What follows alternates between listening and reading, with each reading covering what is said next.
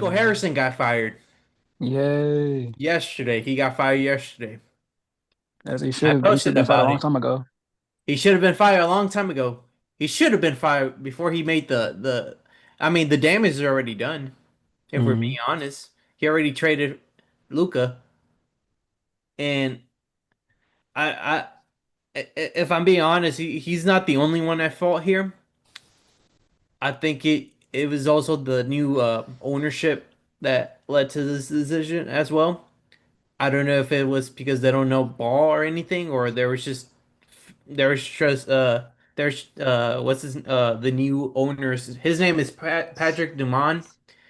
I mean that particular family, they're looking to have gambling in the state of Texas, and one of their actual goals is to make the Mavericks like this hotel casino. They're trying to build a casino in Dallas Metroplex. That's Hmm. what they're trying to do.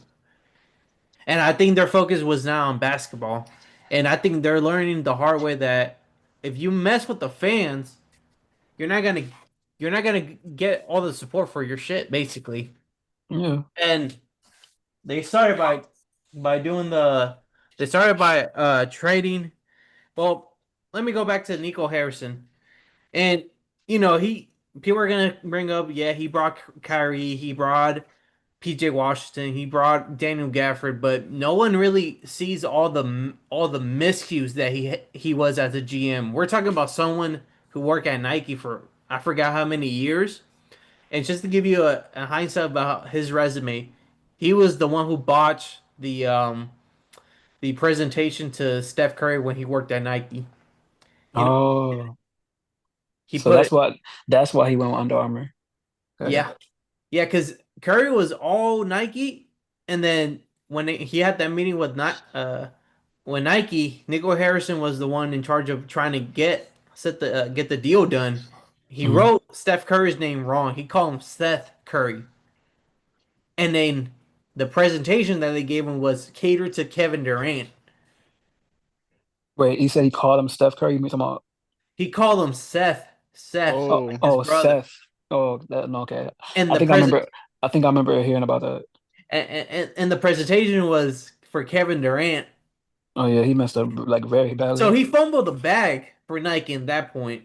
And I think Mark Cuban at the time he hired him because he had this like connection with players, just working at Nike. But if we look at all the moves that he did up until like 2 years ago, where like he was getting he traded for Kristaps Porzingis, that shit did not work, and he traded for some other role players.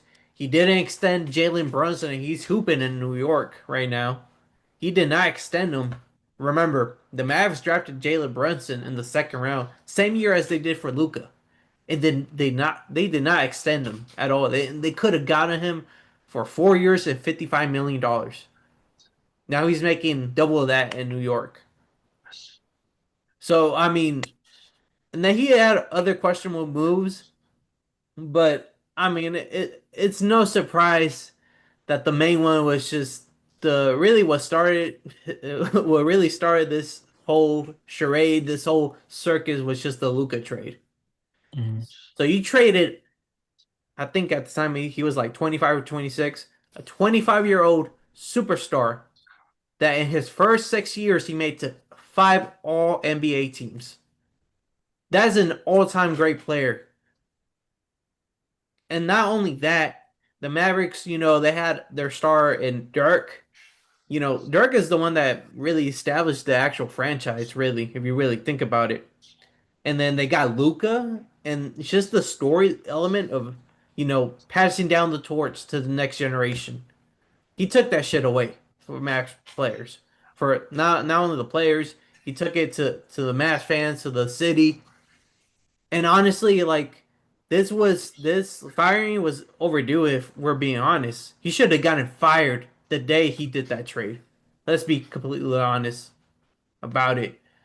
And you would think him getting fired would make me feel good, but I'm still pissed about it. Like, what the fuck was all this shit for? Yeah, because the damage has already been done, like you said. Yeah, Like firing him doesn't really like accomplish anything. Like it probably like gives him a better chance of like improving in the future. But like as for the current circumstances, he already fucked it over. Yeah, I mean, and right now the Mavericks aren't doing any better when it comes. They're like in the second to last in the in the conference right now. They're not Hmm. playing well. They don't have a identity. He spent draft capital building a team around Luca, and then he traded Luca. Hmm. So you build a whole team of surrounding Luca for this player, your main particular piece, your main identity, and you trade it away. Now you have zero identity. And unfortunately, they locked in and getting the Cooper number Flag. one pick, and Yeah. they got Cooper Flag, but Cooper Flag Hmm. is still too young to Yeah. step into those shoes, man. Yeah. He's not a superstar. He's a rookie. He's like establishing himself. Yeah, and I hope he turns out like not like Luca, but has that same level of like you know Growth. Yeah. Growth. yeah. But I mean, Luca was just he's a generational talent. That's the only difference. Definitely. And now he's balling in LA, so with the Yeah. Lakers. Laker look. Lake of Luca, bro. I mean, I think the ownership also has some blame in this. I think Patrick Dumont should be criticized. Now we need to okay, now you use Nico Harrison almost like a scapegoat. Do you really think he's gonna make that trade without telling ownership? Do you really think that's gonna happen? I mean, they both were in agreement on it. Hmm. So I mean, it was long overdue, personally. I hope. I mean, from the personal level, I mean, I hope. I heard he's a father. He has kids and shit. So I hope he spends more time with those. But I don't think he's gonna get another job in the NBA. Fuck that. Absolutely not. So, uh, to be honest, I think they needed to do that. So the next step the Mavericks have to do is just trade Anthony Davis at this point. Hmm. He does not fit the scheme that they're actually working. They don't need another big. They need an actual point guard like they had in Luca. Yeah. And unfortunately, Anthony Davis is injury prone. He only played 3 games. He got injured, bro. Yeah. Oh, come on, dog, man. But we knew this before. He's very injury prone. Like when he's great, he's great. But That's the crazy part. We knew about this. yeah.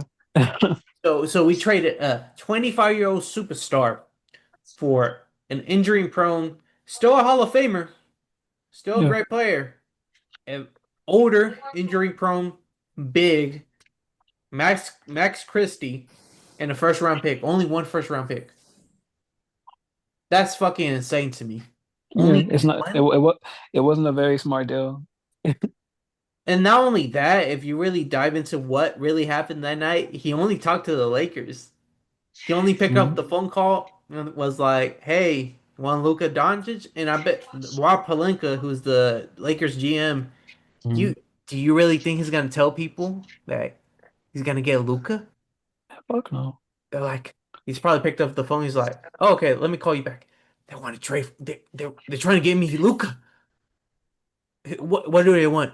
Anthony Davis. Shit, give it to him. Give it to him.